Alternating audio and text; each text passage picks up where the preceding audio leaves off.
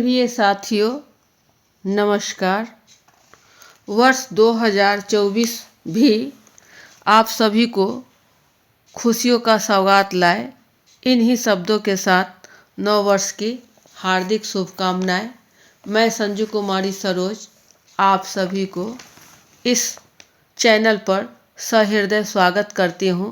जैसा कि आपको YouTube के थंबनेल से ज्ञात है कि आज हम सभी UGC नेट के फर्स्ट पेपर का हायर एजुकेशन पर अति नवीनतम PYQ जो वर्ष 2023 का है, सटीक प्रश्नोत्तरी को समझा जाएगा। मैं पिछले 20 वर्षों से बिहार सरकार के शिक्षा विभाग में कार्यरत हूँ। कार्य का दायित्व अब तक ऑफलाइन में ही रहा है। फिलहाल ऑनलाइन की कुछ जानकारी अपने नए एवं पुराने साथियों से साझा करती रहूं, तो ज़्यादा देर ना करते हुए शुरू किया जाए। जैसा कि आप देख रहे हैं कि हमारा ये प्रैक्टिस सेट का पार्ट 2 है, जो आने वाली जून परीक्षा के लिए अति महत्वपूर्ण साबित होगी। इसका प्रैक्टिस किया जाए।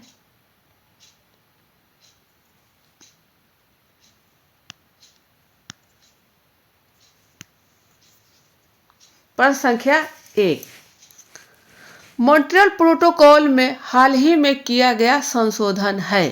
ए, किगाली संशोधन, बी, नैरोबी संशोधन, सी, कोपेनहेगन संशोधन, डी, बैंकॉक संशोधन। 1. The latest amendment to Montreal Protocol is A. Kigali Amendment, B. Nairobi Amendment, C. Copenhagen Amendment, D. Bangkok Amendment। आपको सही उत्तर चुनना है A, B, C और D। यह प्रश्न आपको PDE के अंतर्गत अर्थात पीपुल डेवलपमेंट इन्वायरमेंट में मिलेगा। तो यह है आपको मॉन्ट्रियल प्रोटोकॉल। इसका सही उत्तर है किगाली संशोधन, किगाली अमेंडमेंट।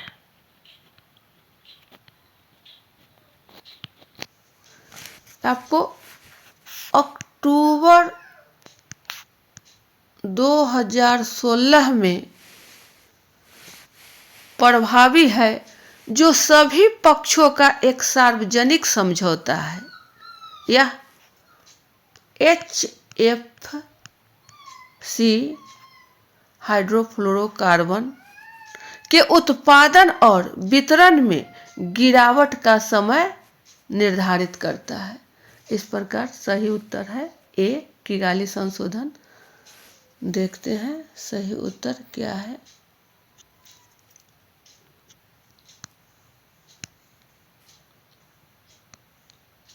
ये रहा हम लोग का सही उत्तर, किगाली संशोधन।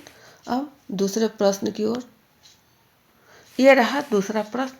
नीचे 2 कथन दिए गए हैं। एक अभिकथन ए के रूप में लिखित है, तो दूसरा उसके कारण आर के रूप में। अभिकथन ए, अपेक्षा की जाती है कि शिक्षा के प्रबंधन में राज्य और संघ सरकार के बीच सार्थक हिस्सेदारी निर्मित होगी।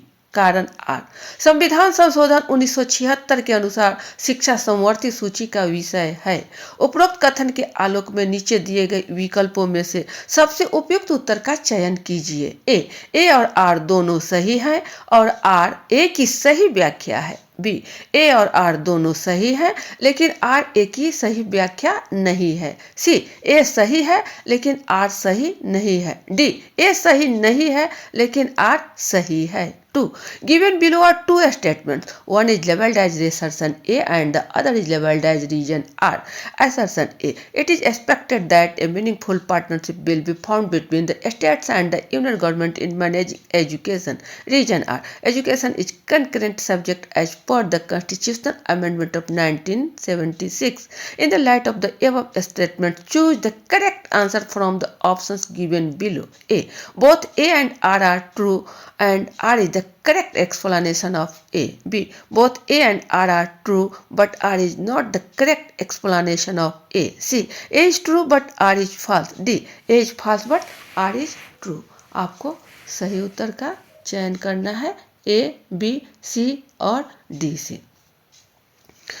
तो हम सभी जानते हैं कि 42वां संविधान संशोधन 42th अमेंडमेंट जो हुआ आपको 1976 में। इसके पहले शिक्षा को संघ सूची में ही रखा गया था, लेकिन 42वां संविधान संशोधन के बाद 1976 में कंकरेंट लिस्ट में आ गया या समवर्ती सूची में आ गया। समवर्ती सूची, कंकरेंट लिस्ट।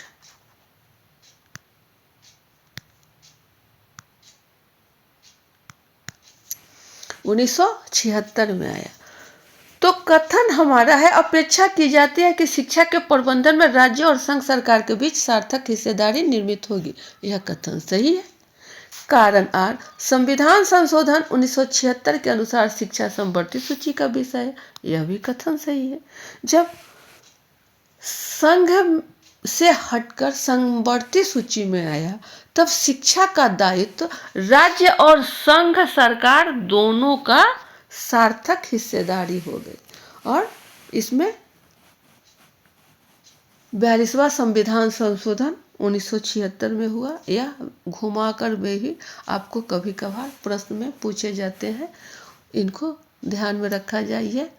42वां संविधान संशोधन में हुआ। तो व्याख्या भी सही है।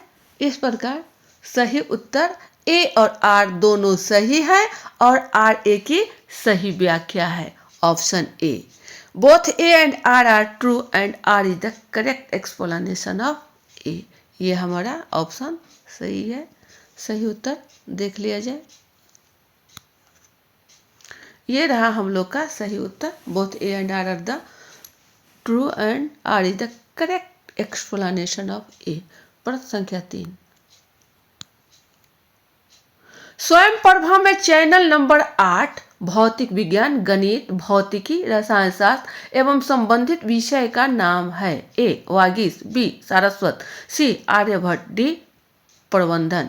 3 in Swayam Prabha channel number 8 physical sciences, mathematics, physics, chemistry and related subjects is named as A Vagish, B Saraswat, C Aryabhatta, D Prabandhan. तो आप देख रहे हैं कि स्वयं प्रभा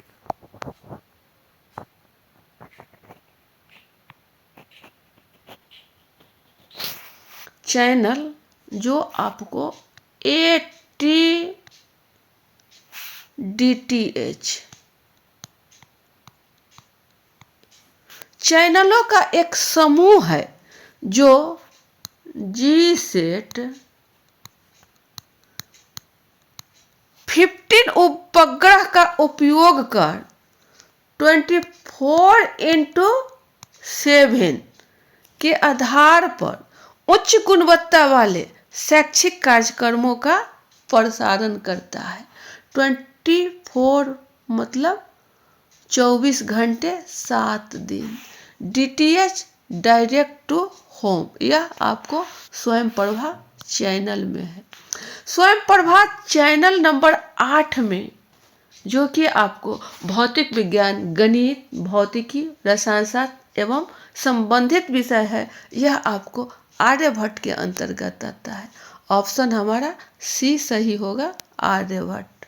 तो सही उत्तर देख लिया जाए। ये रहा आर्यभट्ट। अब अगले प्रश्न की ओर। प्रश्न संख्या 4। शिक्षा आयोग स्वाधीनता पूर्व 1882-83 की प्रमुख टिप्पणियां क्या थी? ए 1854 की विज्ञप्ति के स्थान पर नई विज्ञप्ति लाने की आवश्यकता है। बी भारतीय विश्वविद्यालयों की सामान्य नए सांचे में ढालने की आवश्यकता। सी स्थानीय सरकारों को आम शिक्षा सुविधाओं का विस्तार भी करना होगा। डी, प्रत्येक कॉलेज को कर्मचारियों की संख्या, अनुरक्षण व्यय तथा स्थानीय आवश्यकताओं के आधार पर धनराशि मुहैया करना महत्वपूर्ण है। ई, कॉलेजों की बुनियादी सुविधाओं में सुधार करने के लिए विशेष अनुदान उपलब्ध करवाया जाए। ए केवल ए बी सी, बी केवल बी सी डी, सी केवल सी डी ई, डी केवल A D E. 4. What were the important observations of Education Commission pre-independence 1882 to 83? A. There is a need to replace the dispatch of 1854. B. It is necessary to refashion the general working of Indian universities. C. There is also a need for local governments to extend the facilities general education. D. It is important to fund each college depending upon staff strength, maintenance expenses and locality requirements. E. Special grants should be made available to improve the infrastructure of college. Choose the correct answers from the questions given below. A. ABC only, B. BCD only, C. CDE only, D. ADE only. आपको सही उत्तर का चयन करना है। A, B, C और D। शिक्षा आयोग स्वाधीनता पर 1882-83 की प्रमुख टिप्पणियां। ए, 1854 की विज्ञप्ति के स्थान पर नई विज्ञप्ति लाने की आवश्यकता है, यह गलत है। बी, भारतीय विश्वविद्यालयों की सामान्य नए सांचे में ढालने की आवश्यकता, यह भी गलत है। सी कह रहा है आपको स्थानीय सरकारों को आम शिक्षा सुविधाओं का विस्तार भी करना होगा, यह सही है। डी, प्रत्येक कॉलेज को कर्मचारियों की संख्या, अनुरक्षण व्यय तथा स्थानीय आवश्यकताओं के आधार पर धनराशि मुहैया करना महत्वपूर्ण है, सही है। ई, कॉलेजों की बुनियादी सुविधाओं में सुधार करने के लिए विशेष अनुदान उपलब्ध करवाया जाए, यह कथन भी सही है। इस प्रकार सही ऑप्शन सी, डी और ई, ये रहा C D E option C. सही उत्तर का मिलान कर लेते हैं, ये रहा सी डी ई। अब अगले प्रश्न की ओर, ये रहा प्रश्न संख्या 5। निम्नलिखित में से किस विचारक का मत था कि प्रकाश और ऊष्मा एक ही आवश्यक पदार्थ का विभिन्न स्वरूप है और किसी वस्तु के गिरने का कारण गुरुत्वाकर्षण होता है? ए, Nagarjuna, B, Jivaka, C, Kanad, D, Ramanuja. 5. Who among the following thinkers observed that light and heat are only different for the same essential substance and also speaks of gravity as the cause of falling? A, Nagarjuna, B, Jivika, C, Kanad, D, Ramanuj.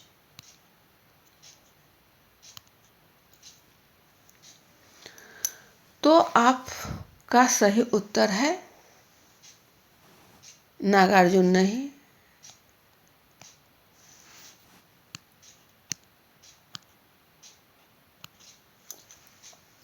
Nagarjuna नहीं है, जीवक नहीं है, कनाद ऋषि है, रामानुज जी भी नहीं। आप देख रहे हैं कि इसका सही उत्तर है कनाद। तो आप कनाद ऋषि के बारे में समझें कि इन्हीं का वैशेषिक दर्शन है। वैशेषिक दर्शन, यह आपको विशेष से वैशेषिक बना और ये कनाद ऋषि इनके प्रस्तावक रहे हैं। इनका मानना था कि हीट एंड लाइट अर्थात प्रकाश और ऊष्मा एक ही पदार्थ के भिन्न स्वरूप है, सेम इसेंशियल सब्सटेंसेस। वस्तु के गिरने का कारण ग्रेविटी है, गुरुत्वाकर्षण, ग्रेविटी। तो हमारा सही उत्तर है कनाद। मिलान करते हैं, सही उत्तर ये रहा कनाद। अब अगले प्रश्न की ओर, प्रश्न संख्या 6।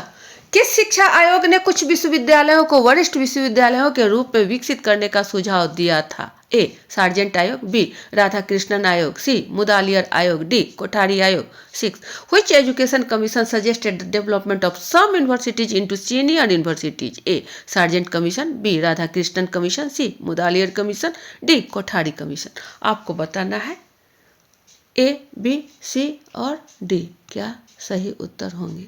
तो कोठारी आयोग इसका सही उत्तर है। आप देख रहे हैं कि कोठारी जब इसका उच्चारण किया जाता है तो कोठारी, हिंदी में इसको बोलते हैं कोठारी। इसमें ठ अक्षर आया, ठ।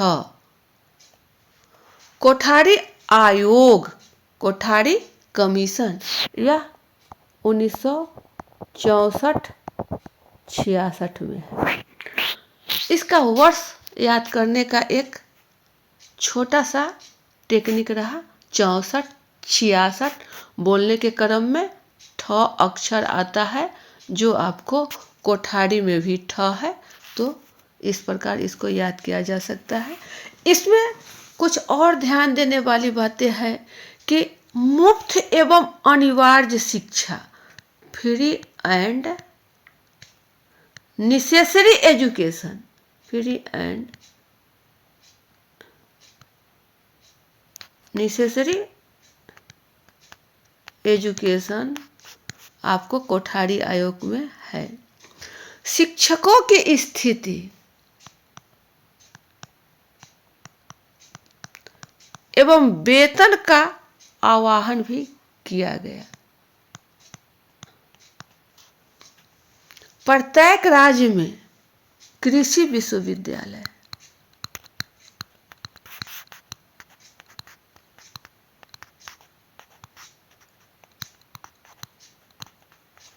एग्रीकल्चर यूनिवर्सिटी कोठारी आयोग की ही देन है। ये हमारा सही उत्तर है। तो अब अगले प्रश्न की ओर।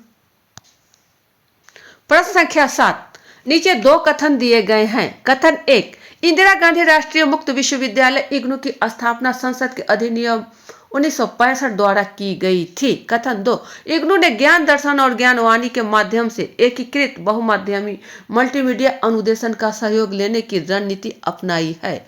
उपयुक्त कथन के आलोक में नीचे दिए गए विकल्पों में से सही उत्तर का चयन कीजिए। ए, कथन 1 और 2 दोनों सत्य है। बी, कथन 1 और 2 दोनों असत्य हैं। सी, कथन 1 सत्य है लेकिन कथन 2 असत्य है। डी, कथन 1 असत्य है लेकिन कथन 2 सत्य है। 7, given below are two statements. Statement 1, Indira Gandhi national open university IGNOU was set up by an act of parliament 1965.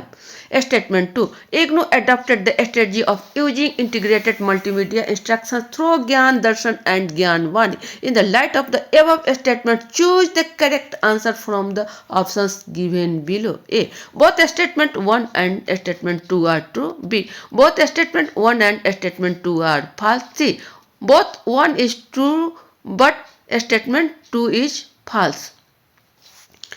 Statement 1 is false but statement 2 is true. आपको सही उत्तर बताना है ए, बी, सी और डी से।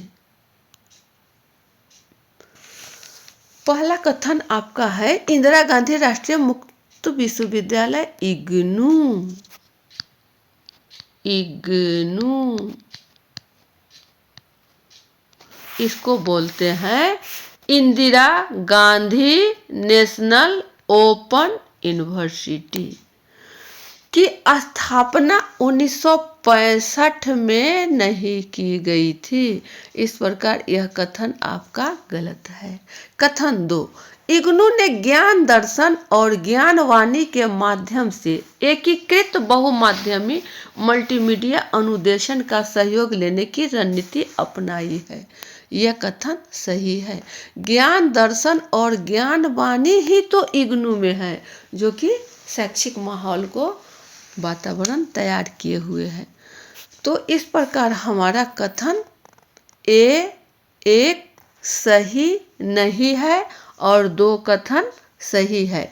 1965 में आपको नहीं आया था, यह आपको आया 1985 में। कुछ ऐसे ऐसे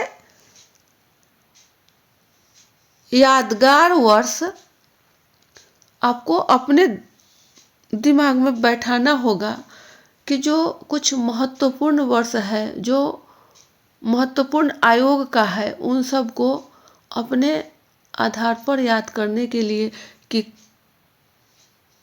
पीजी का परीक्षा कब हमने फाइनल किया, डेट ऑफ बर्थ कब है, भाई का डेट ऑफ बर्थ कब है, बहन का कब है, दोस्त का कब है, इन सब को एक बेस बनाकर इसको अपने मेमोरी में बैठाना होगा।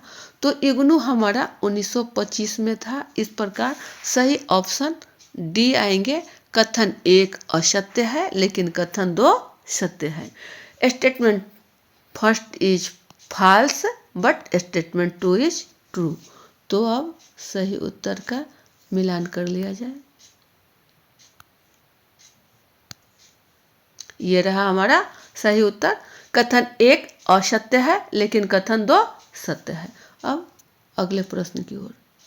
प्रश्न संख्या 8। भारत में उच्चतर शिक्षा पर हंटर आयोग की सिफारिशें क्या थी? ए, सरकार को उच्चतर शिक्षा का प्रबंधन स्वयं भारतीयों पर छोड़ देना चाहिए। बी, सरकारी कॉलेज केवल वहां स्थापित किए जाएं जहां मांग हो। सी, सरकार को गैर सरकारी कॉलेजों को उदारतापूर्वक अनुदान प्रदान करना चाहिए। डी, छात्रों को बिना किसी विकल्प के निर्दिष्ट विषयों का अध्ययन करना चाहिए। ई, कॉलेज में नैतिक शिक्षा की कोई आवश्यकता नहीं है। नीचे दिए गए विकल्पों में से सही उत्तर का चयन कीजिए। ए, केवल ए बी सी। बी, केवल बी सी डी। सी, केवल सी डी ई। डी, केवल A D E. 8. What were the recommendations of Hunter Commission on higher education in India? A, the government should leave the higher education to Indians themselves. B, government colleges should be established only where the demand existed. C, the government should provide grants to non-government colleges generously. D, subjects should study the prescribed subjects without any option. E, there was no need for moral education in college. Choose the correct answer from the options given below. A, ABC only. B, BCD only. C, CDE only. D, ADE only. अब आपको सही उत्तर का चयन करना है ए, B, सी और D से। तो आप देख रहे हैं कि उच्चतर शिक्षा पर हंटर आयोग, हंटर कमीशन आपको आया 1882। यह आपको याद रखना पड़ेगा कि हंटर कमीशन 1882 में है। यह घुमा फिरा कर आपको प्रश्न में सामना करना पड़ सकता है। तो आपको है सरकार को उच्चतर शिक्षा का प्रबंधन स्वयं भारतीयों पर छोड़ देना चाहिए। यह कथन सही है। बी, सरकारी कॉलेज केवल वहां स्थापित किए जाए जहां मांग हो। यह भी कथन सही है। सी, सरकार को गैर सरकारी कॉलेजों को उदारतापूर्वक अनुदान प्रदान करना चाहिए। यह भी सही है। डी, छात्रों को बिना किसी विकल्प के निर्दिष्ट विषयों का अध्ययन करना चाहिए। नहीं, गलत है। बिना किसी विकल्प के, गलत। कॉलेज में नैतिक शिक्षा की कोई आवश्यकता नहीं है। यह कथन भी गलत है। इस प्रकार हमारा सही ऑप्शन हो रहा है ए, बी, सी, जो आपको ऑप्शन ए में है। ए, बी, सी उपयुक्त आंसर हमारा हुआ ए, बी, सी। तो सही उत्तर का मिलान कर लिया जाए। ये रहा हमारा सही उत्तर ए, बी, सी, ऑप्शन ए। चलिए आगे प्रश्न की ओर। प्रश्न संख्या 9। नई शिक्षा नीति 2016 की विकास संबंधी समिति ने किसके लिए परिषद गठित करने का सुझाव दिया था? ए, निजी विश्वविद्यालय। बी, विदेशी विश्वविद्यालय। सी, शैक्षिक नवाचार। डी, उच्च शिक्षा में उत्कृष्टता। 9. The Committee for Evaluation of the New Education Policy 2016 proposed the establishment for a council for A. Private universities, B. Foreign university, C. Educational innovations, D. Excellence in higher education. आपको सही उत्तर का चयन करना है A, B, C और D।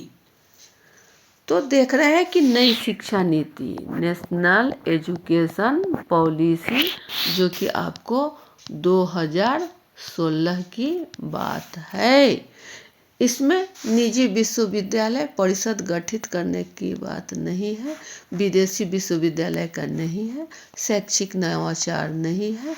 तो आपका सही ऑप्शन डी उच्च शिक्षा में उत्कृष्टता अर्थात एक्सीलेंस इन हायर एजुकेशन, ये सही उत्तर का मिलान कर लिया जाए।